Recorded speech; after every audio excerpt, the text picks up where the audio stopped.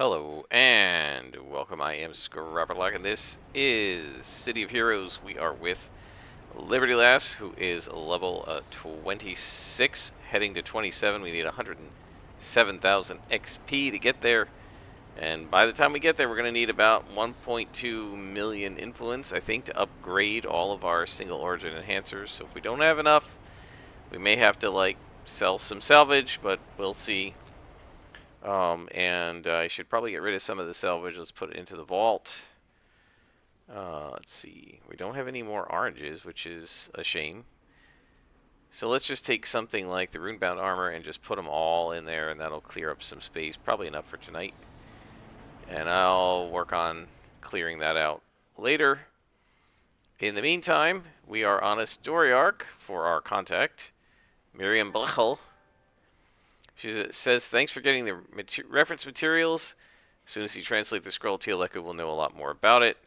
Then she says, while you're helping Dr. Chang, I got a call from Coldwell Estates. He hasn't been able to contact either of the Coldwell heirs. We better go rescue them. So off to Talos Island. I've been doing a little more work on the base. I've actually mostly been frustrated by the base. A lot of the frustrations come from the fact that I can't get the lighting to really work the way I want. It's always sort of kind of like this, not bright enough. You've got to like pile a bunch of lights in to get it to work. And I don't really like a lot of the lighting options, so I'm not sure how people do that, because I've seen well-lit bases. Not sure what they do. If anybody knows of a video about that where they tutorialize the lighting, post a link in the comments so I can take a look at it. Probably one of the biggest frustrations I have is to try and make the transporter room seem like a single large room. I took the entryway and two smaller rooms and I put them together with two doorways, right? The natural one that connects and then an additional one. So it just looks like an open room. But what I noticed, and it's not just there, it's in all the doorways do not,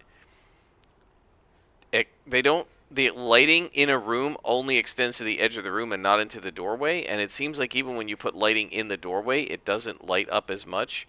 It's almost like the doorways just don't take light. They're not pure dark, but they just don't get that much lighting, and so if I try to put stuff in there, you can't see what's in there, and so there's this whole section of the room where if you put objects into it, you can't really see them very well. And that's kind of frustrating because then it doesn't look right. So I don't know. I've been kind of struggling with that. I also, when I created the vehicle hangar, and by the way, right here, there's a little history plaque, so it's one of the badges. I don't know which one. Anyway, I tried to create this hangar, and the vehicles aren't the right size for it. A couple are too small, a couple of them are too big. Don't know what I'm going to do with that either. So I worked on it for like 45 minutes, got frustrated, and said, it's time to beat up some thugs. So we are in probably a base with Warriors or Circle of Thorns or both, or maybe Banished Pantheon. And we are looking for the Coldwell heirs, right? Because they have been kidnapped. I think there are two of them. Yep, there are two of them. See, I can read.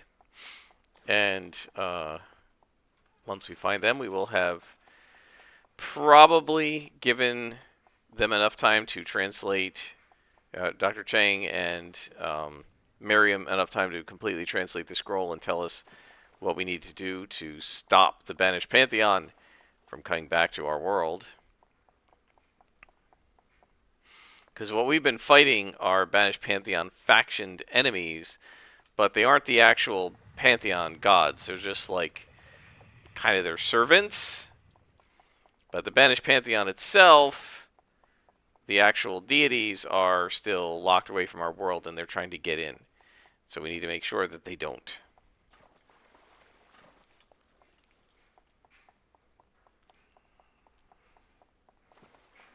Wow, where are the bad guys in here?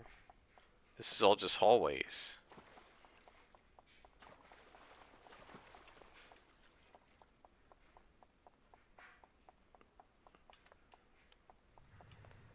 No bad guys at all? Did something not spawn? Here we go. Well, there's one of them right here. That's a little easy. See if we can stun that guy, and we did.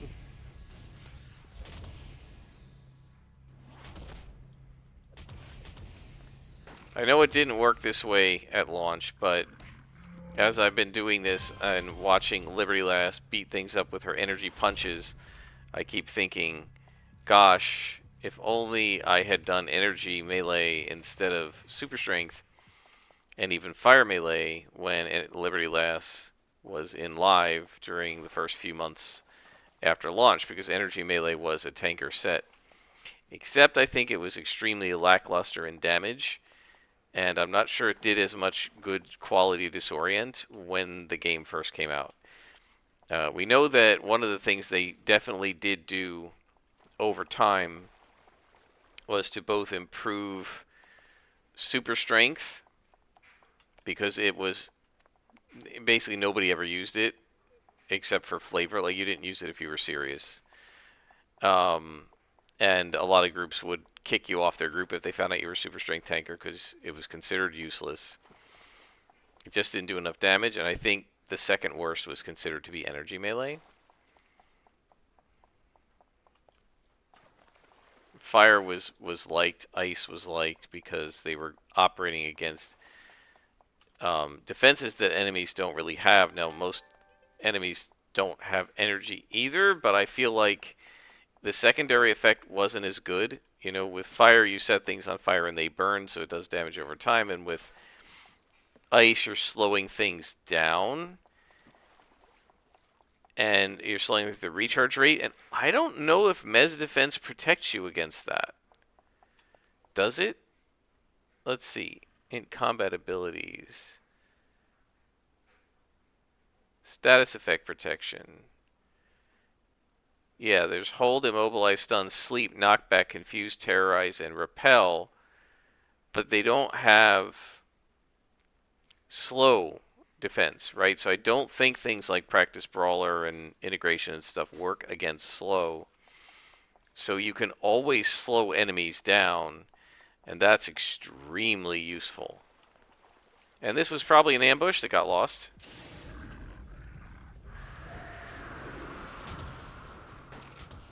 Right, and as I said the one time, I don't know, a few episodes ago, you see how he's wandering away. A lot of tanks, especially invulnerability tanks, when the game first launched, would have hated these guys when they like hobble away from you, because it forces you to move. Say, what are you, too lazy to move? Well, it's not laziness. Originally, for invulnerability, the Mez defense, right, which was called what was it? Immovable stance? No, unyielding. It was called unyielding stance. You could, when you turned it on, you couldn't move. And if you wanted to move, you had to turn it off. Right? So if you're an energy melee invulnerable tanker, maybe I wouldn't have liked it. You stun the guy, he wanders away, you've got your unyielding stance on, you can't take it off, or somebody else is going to mez you. And so maybe that's why it was disliked. I never really learned the details because I never wanted to do energy punches with Liberty Lass, and I heard that it was not a well-liked set, so I just didn't even look into it. But if anybody knows why Energy Melee was so detested in the launch version of the game when it first came out, before they made any updates, uh, feel free to post comments if I'm right about what I'm speculating, or maybe there's something else. The damage just was not good. The damage output, I don't know. I do know that fire and ice were generally the most favored. Is this another ambush? Why are you ambushing me? I don't have any airs now.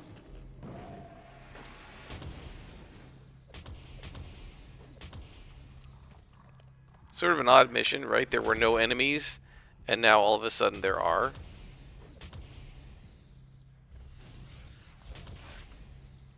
It may be that Energy Melee didn't have enough AoEs compared to those others. Like, I'm pretty sure Fire has 2 or 3. It has at least 2, right? Fire Breath that comes out as a cone, and Fire where you, like, spin.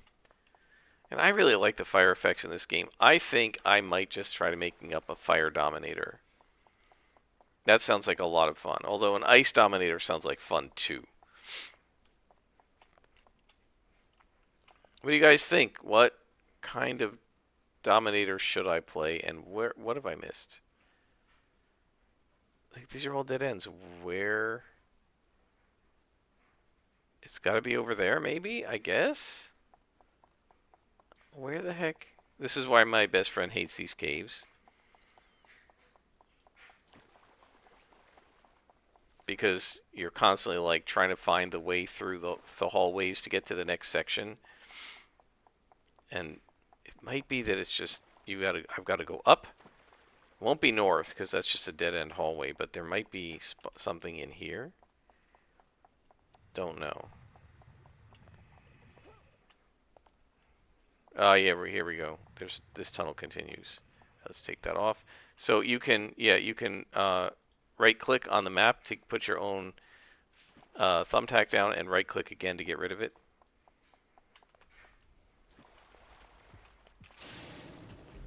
This is a very strange mission. We've had a couple of lieutenant and minion pairs. We've had a couple of paired minions, and now a solo minion. Why is he out there all by himself? I don't know.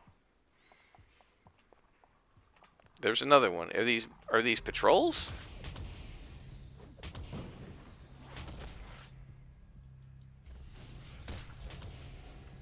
Maybe they're patrols.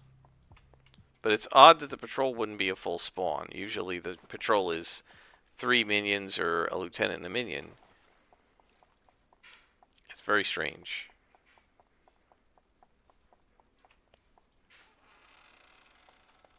It's odd that these missions, which are the oldest in the game, I mean, Scroll of Tielekku is an original story arc. So is the Wheel of Destruction. It's odd that both of these story arcs, which I generally like, seem to have a lot of bugs in them for missions that are this old. And you'd think that they would have worked the bugs out after, like, 7 years.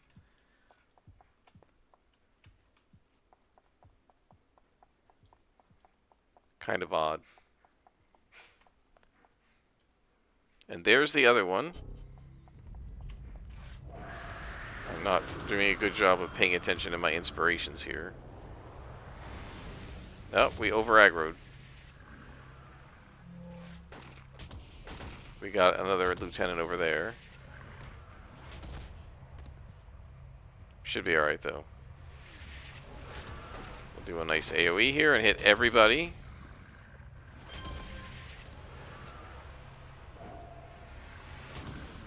And then we'll go after the Death Shaman and make sure he stays stunned.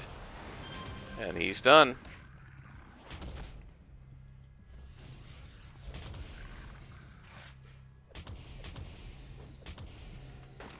Alright, so now we just gotta lead him out.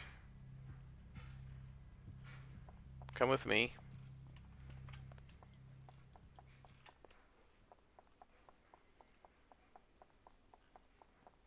Yeah, I definitely love the idea of playing a Dominator.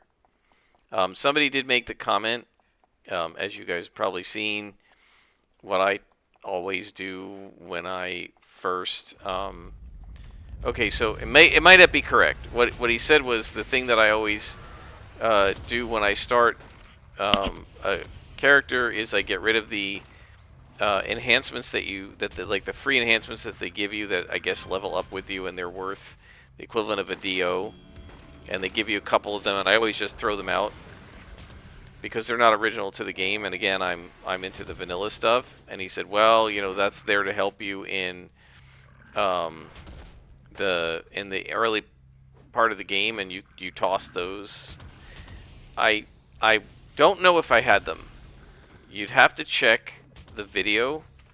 I guess I can go back and look. But I did the Stalker, the Pretoria stuff on Rebirth. So it's possible that they did not have that in there. I just don't remember. It may have been. I think it may have been, but I don't remember. There are some differences among the servers. For instance, on Rebirth,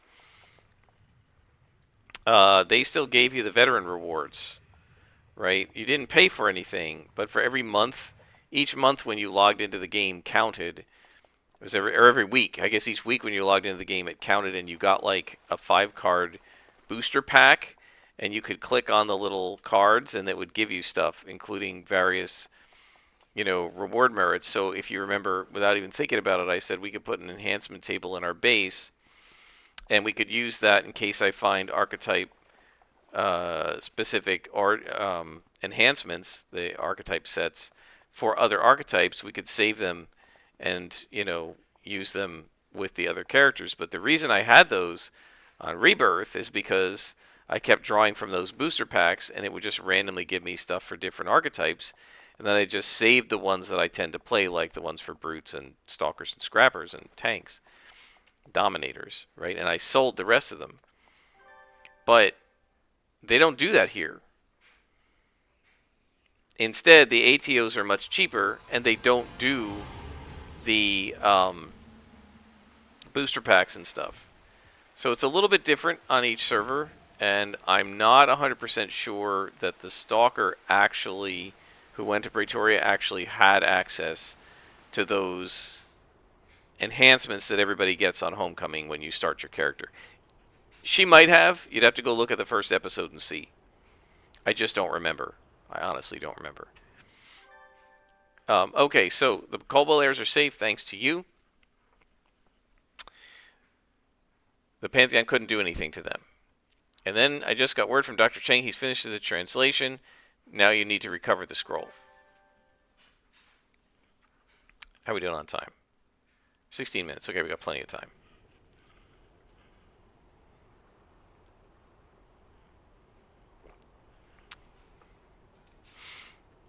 And so now we need to recover the scroll of Tielekku.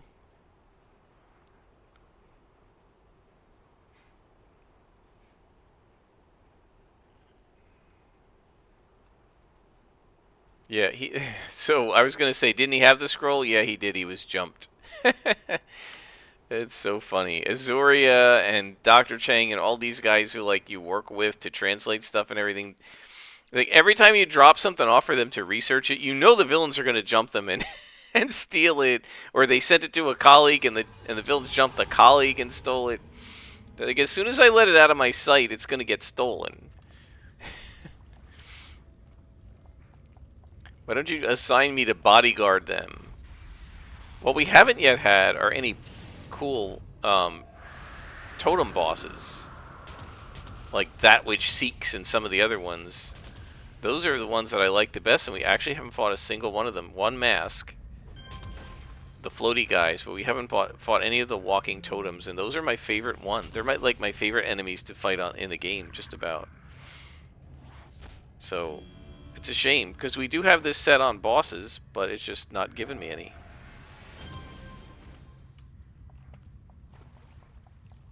And by set on bosses, I mean our difficulty setting is designed to give us bosses, and not just lieutenants, right? The named bosses can come in at the rank of lieutenant or boss, and by default, when you're solo, it comes in at the rank of lieutenant. But you can set it to come in at the rank of boss, and I did that a long time ago. We were like level 2.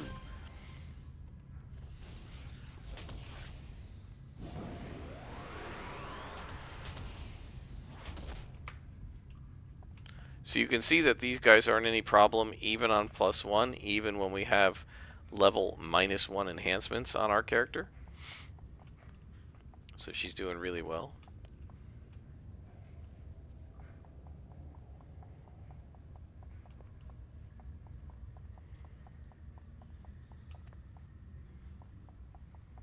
So my instinct in these maps is always to go deeper.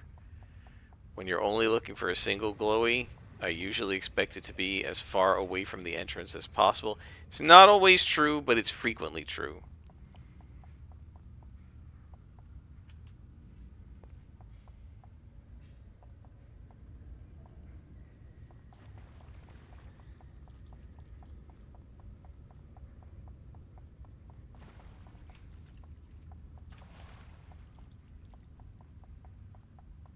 So here what I'm trying to do is outline all the walls so I know where I have been so I don't have to come back. So this section looks like we're not going to find it here.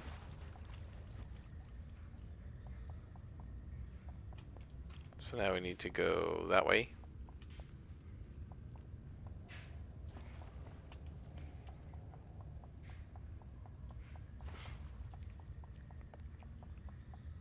You know, of course, a lot of game masters in a game like Pathfinder or Dungeons and Dragons or Horn Master or something, creating a dungeon would put the whatever it is you're looking for, treasure, what have you, quest item, wherever. So you'd make like a dungeon.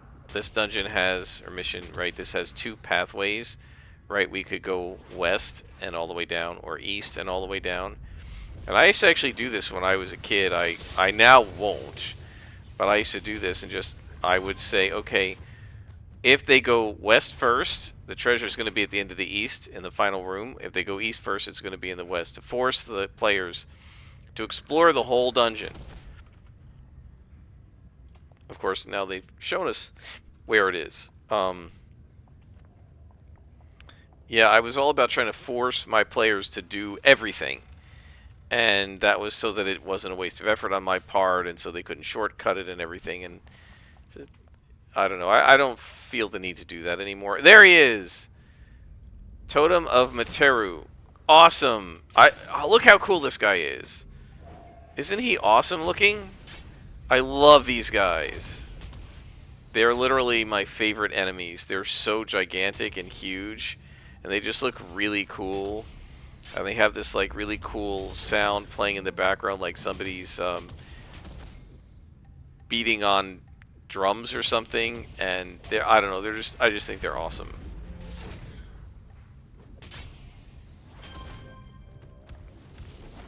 One of my favorite enemies to fight.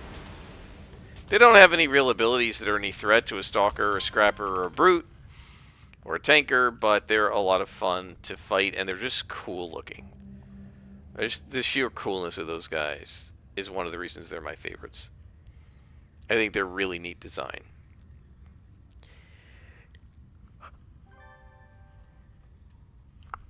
And some of them have really cool names. As I said, one of them is called That Which Seeks. And I remember that's the very first time I saw one. It was like walking back and forth, and I targeted it. And my friends were like, okay, there's a boss down there. And I saw it, and I targeted it, and I was like, what the heck is that? That thing is awesome. And this is the name, That Which Seeks. One of these days, I have to make up some sort of a weird creature, an evil thing that works for the Reckoners in Deadlands, and name it That Which Seeks, because it's just such a cool name. Okay, let's talk to Miriam. And she says, you got the scroll back. Excellent. And now she says, Azori has just alerted me to massive buildup of mystical power in Talos Island. It's got to be the Banished Pantheon. I know you got the scroll of Tielekku back, but what if the Pantheon had it long enough to translate it with that info? They may be able to perform the ritual to trap the goddess Tielekku, and if that happens, the gods of the Banished Pantheon will gain astronomical power. You've got to stop it. I don't know, is this the finale? Let's give it a try.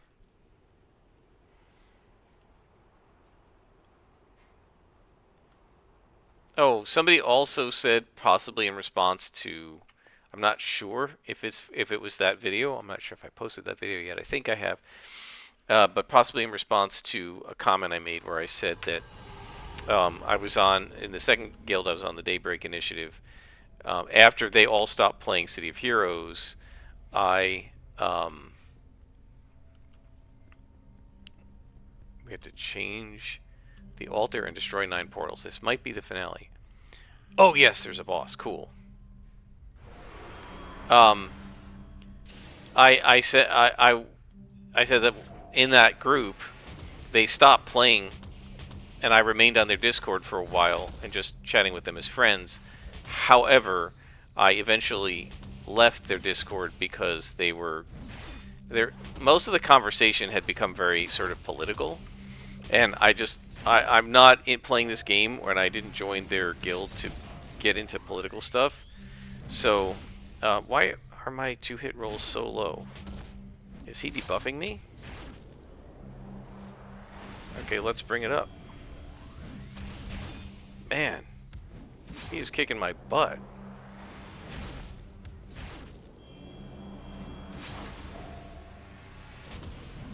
And that was entirely caused by not being able to hit. So I don't know if he was debuffing me or what.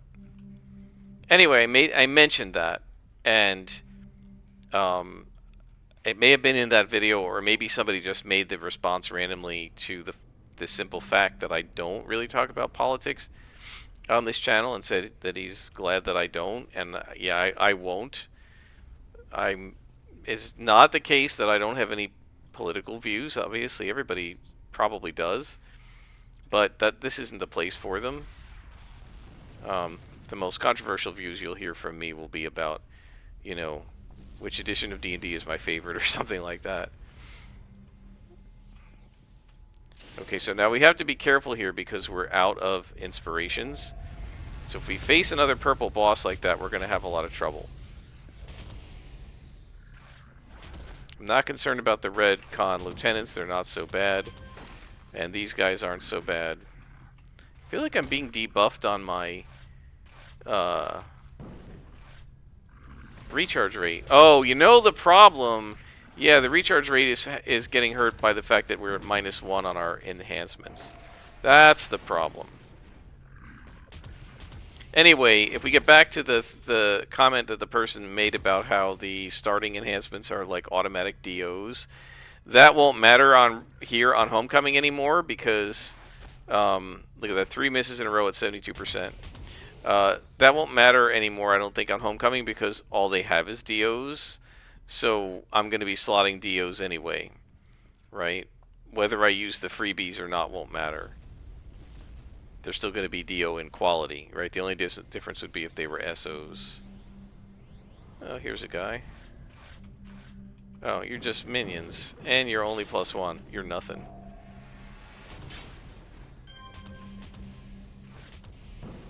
And there's another portal. So we messed with their altar, and now we're going to mess with their portals so they can't bring energy through. Dink.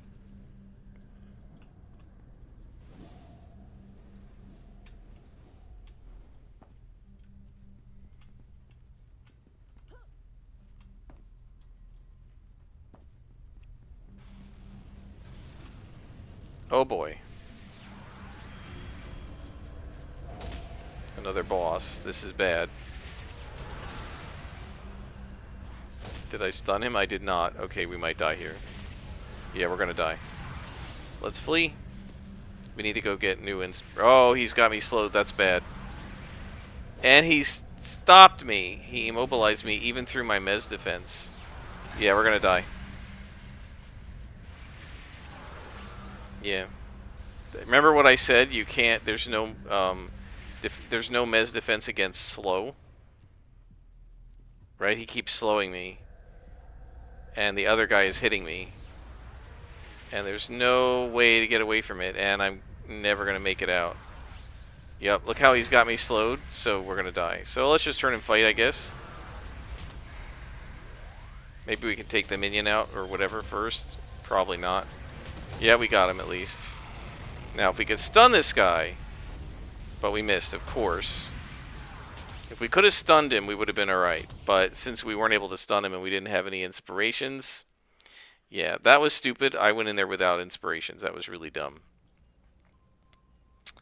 Now, I do not have a res machine, whatever you want to call it, a res portal in the base. If you do, I think it gives you the option to go to your base instead of the hospital. But there's really not any reason to do that. Okay, so what we're going to need here, let's sell these guys. That's pretty nice. Inventions, these are all below level... Oh, we got some level 30s now. What have we got? We don't need knockback. Resistance is 20.9. I mean, that's potentially worth it. Let's keep that one. And endurance and heal. Okay, so we now have some invention enhancements we could potentially use. Alright, so we're going to need from this guy, we're going to need...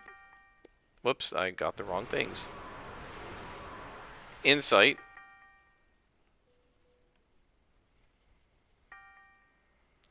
We're going to need heals. And we're going to need... Does this work against slow? I don't think so. So what we're going to need is all Lux. There we go. It's probably dumb doing this mission at +1 with so many bosses in it, but we'll be fine. Let me pause it here and I'll bring you back when we're back inside the base. Alright, we are back, and there's our quarry. Alright, let's do it. The most important thing is to auto-stun this guy. If we can do that, we're good. Right, now you can see the difference. And you see how he wandered out of range? Now the slowing isn't going to hurt so much because we got him. Right? Yeah, we still got some debt. That used to really pile up by this level. That would have been like 2 beads of debt or something. Maybe a bead.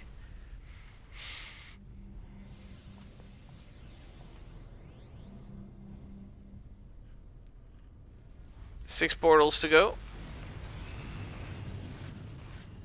Hey guys. Got you all. They're just close enough. If they had been just a few pixels further apart, I wouldn't have gotten any of them with that. And I wasn't sure if I was going to do that whole thing and do nothing to them, but we got them. So that's my second defeat. Not too bad, 2 in 26 levels. Oh, there's a boss. Let's take this guy out real fast because he hasn't seen us. And we don't really need that blue, so we'll use it. And I'm going to wait for our build-up to charge up. Higher chance of hitting, because these guys are hard to hit. Have we stunned you?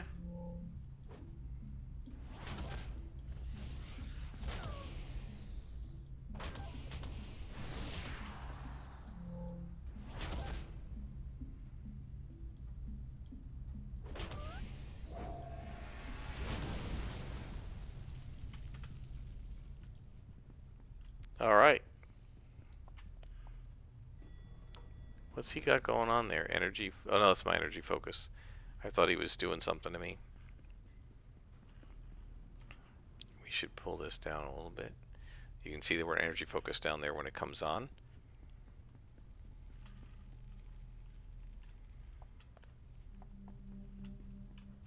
Nobody over here protecting the portal. That's kind of dumb.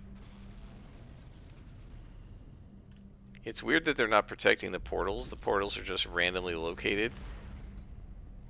And they may or may not have Banished Pantheon anywhere near them. Hey, buddy.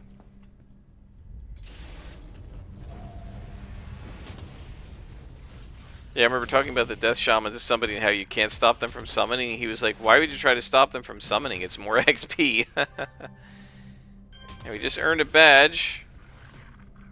The Eliminator badge. Don't know what that does. We can take a look.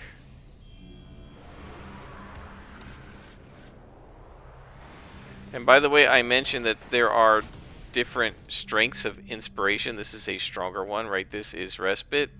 This one is Dramatic Improvement. It goes from 25 to 33% health restored.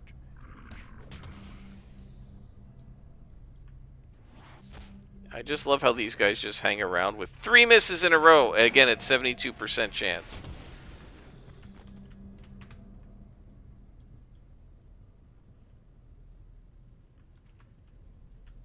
Alright, so let's take a look at our badges. Eliminator. We have inflicted 500,000 points of damage on our foes. Very nice.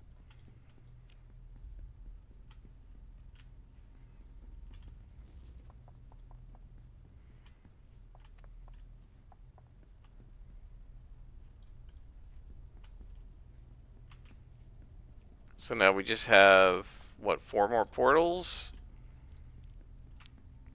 And then we're done. And there's a little boss. Oh boy. We don't have any purples. So we have to try and stun this guy fast.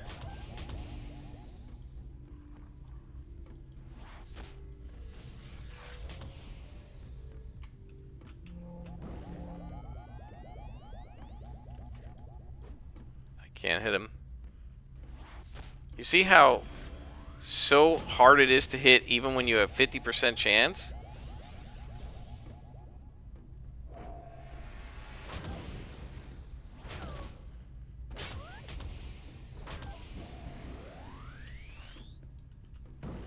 And then he starts wandering away because he's stunned.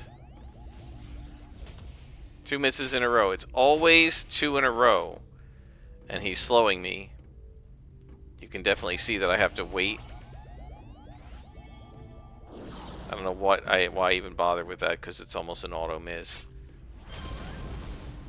See how hard it is to hit somebody who's, even when you got 50% chance?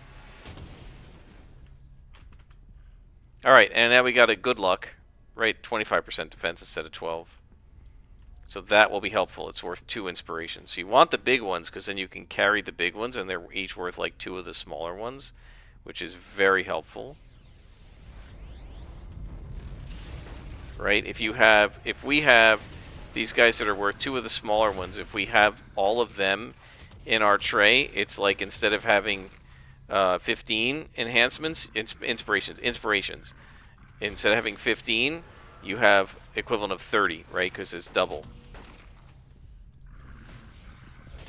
Now, of course, the disadvantage is if you don't need the equivalent of 2 of them, you can't only suck down half of one.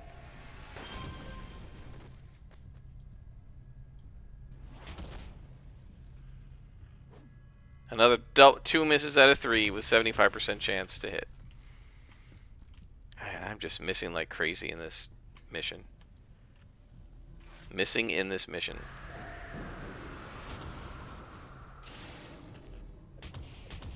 I will have to say that the Storm Shamans have been largely negated by our Disorient, especially that total focus boost.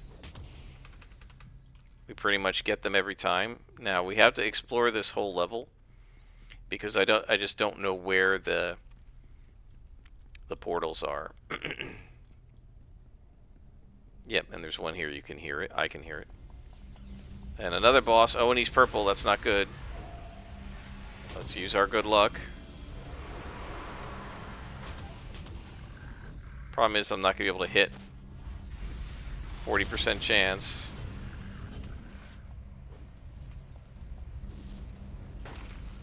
%21 chance, and there's nothing I can do about it. Build-up is the only help. Try to hit him really fast. We can stun him. It might work. The other frustrating thing about these things when they wander off is they could wander right into another mob and aggro it. And these guys are brutal at +2 at this level because there's just nothing I can do about missing. 40% chance, and look at it, just constant whiffing. Jeez. Well, and now we got the resurgence, which is +50%.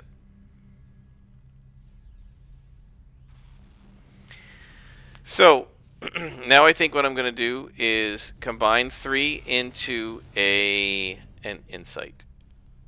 I don't normally combine, but we really do need to be able to hit more with these +2 enemies.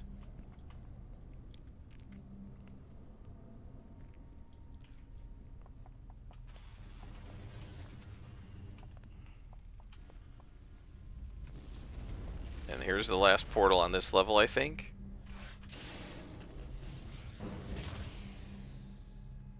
This is such a City of Heroes moment. Hey, we've done 2 missions in 21 minutes. Let's do one more. It'll only be another 10 minutes. And then you get into this really long, brutal mission that takes you an hour. It's a total City of Heroes experience for you guys. That used to happen to me so often. Especially with timed missions. It would be a long, brutal mission that was also timed. And I'd be like, it was before work early in the morning. And I'd be on, and it'd be like, I've got an hour before I have to get ready for work. I'll start doing missions. Oh, this one was quick, this one was quick. No problem. Then I'd get one. I got 15, 20 minutes left. Sure, I can do another mission. I'm a scrapper.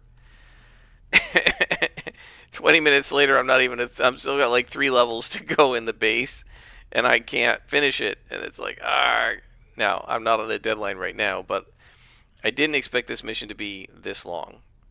I should have. It is the finale. But as much as I like this story arc, because it's been a year and a half or something since I played it, I really didn't remember the details of this final mission.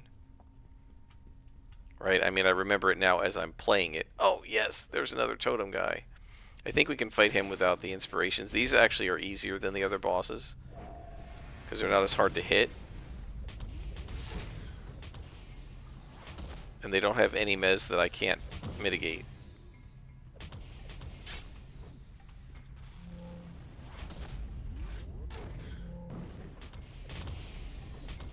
So you can see he's no real challenge at all. But he's so cool looking, though.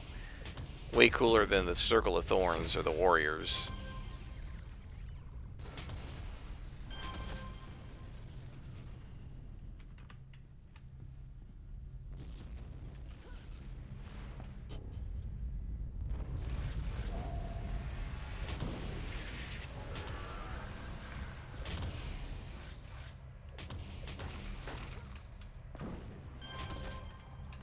Probably the more annoying thing about the Death Shaman is when I stun him, he wanders out away past his little minions, and then they block me from getting to him to continue fighting him.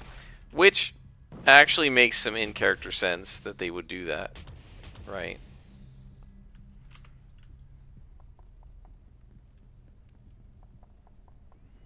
Here's another portal. So rarely there are things up on this little balcony. You gotta ask yourself, how many office buildings have a balcony like this?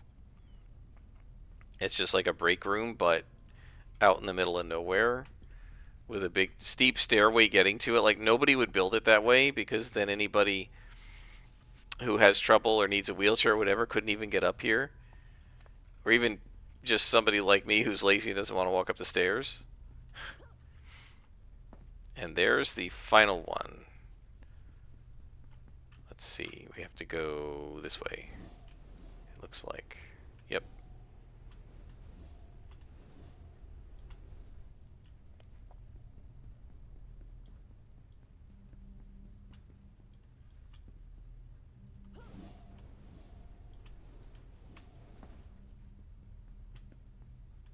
Where the heck is that thing? Down here? Yeah. There's usually never anything in here. But we have completed the mission and the story arc, guys, getting 23 reward merits, and mission complete. Let's head on out. And we're going to get some nice XP for completing the mission.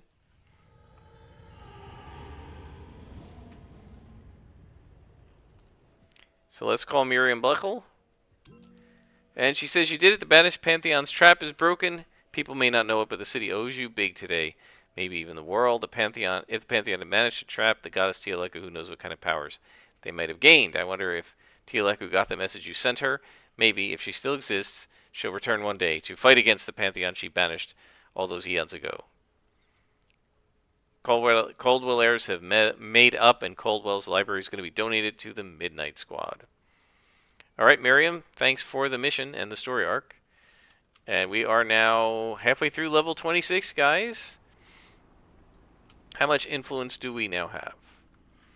977,000. We still need about 200,000. Don't know if we're going to get it. That's all based on how many of these we sell. We have a level 27 military speed. I think I'm going to sell that because we are going to want a level 30, not a level 27 when we hit level 27. So we're going to sell that, and I'll do that over here. But you guys don't need to watch me selling stuff. So until next time, guys, I am Scrapperlock, and this has been City of Heroes.